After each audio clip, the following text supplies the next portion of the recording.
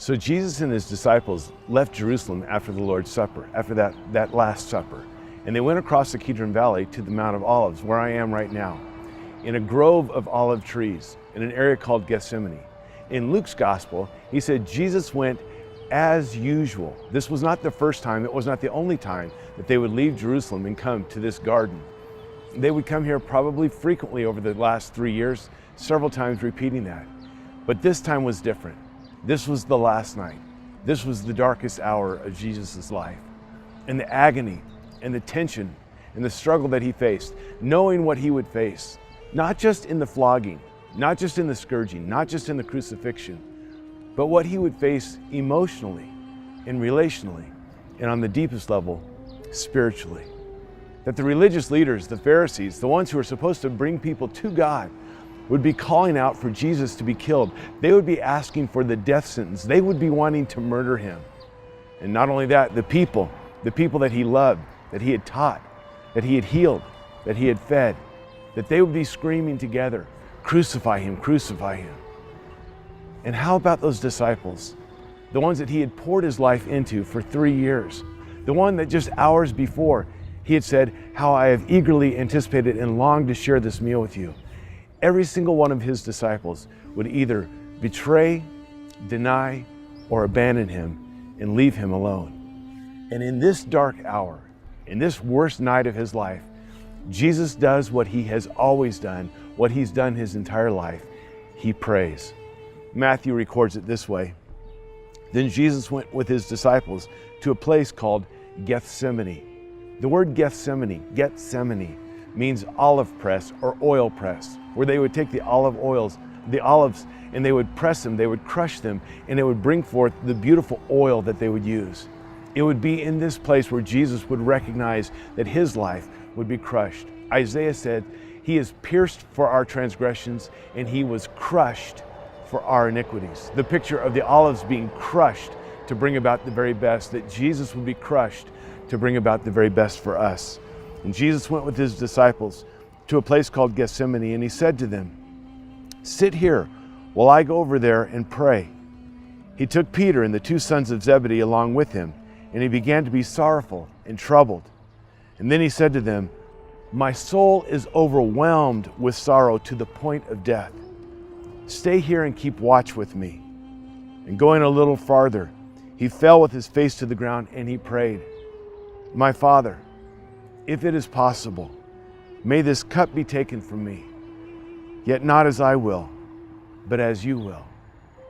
In Luke's account of this event, Luke, remember, being a doctor, Luke points out one other detail, that the stress and the anxiety that Jesus was dealing with, the struggle that he was facing, caused a physiological reaction, that his sweat was like drops of blood. The medical term is hematidrosis, when capillaries burst and actually produce blood in the sweat. And here Jesus was praying with anguish, great anguish. And again, I wonder if he went back to the book of Psalms to find those words that had been a part of his life his whole life. Maybe out of Psalm 77. "I cried out to God for help. I cried out to God to hear me. When I was in distress, I sought the Lord. At night, I stretched out my untiring hands. My soul refused to be comforted. I remembered you, O God, and I groaned. I mused, and my spirit grew faint. You kept my eyes from closing. I was too troubled to speak. I thought about the former days, the years of long ago. I remembered my songs in the night. My heart mused, and my spirit inquired." And then the psalmist just gives this series of questions. Will the Lord reject us forever? Will he never show his favor again? Has his unfailing love vanished forever? Has his promise failed for all times? God, have you forgotten your mercy? Have you withheld your compassion? Or maybe Jesus would recite that psalm that he would, in a few hours, be speaking from the cross. My God, why have you forsaken me? Why are you so far from saving me, so far from the words of my groaning? Oh my God, I cry out by day, but you do not answer. By night, and I am not silent. Yet you are enthroned as the Holy One. You are the praise of Israel. In you our fathers put their trust. They trusted and you delivered them. They cried out to you and were saved. In you they trusted and were not disappointed. A lot about trusting the Father. And at this point, Jesus is wrestling with, do I trust the Father here? I think about another decision that was made in another garden where Adam said, I'm going to go with my will, not God's will. And in this garden, Jesus is wrestling. Is it about my will or is it about God's will? Do I trust him? Do I believe that he knows what's best? Can he be trustworthy in even this kind of an hour? And Matthew goes on to say that Jesus went away a second time and a third time, and he prayed the same thing. You see the wrestling match that he's in. It's not a one and done prayer. He continues to go back and he says, my Father, if it is not possible for this cup to be taken away unless I drink it, may your will be done. It wouldn't be the last prayer of those 24 hours.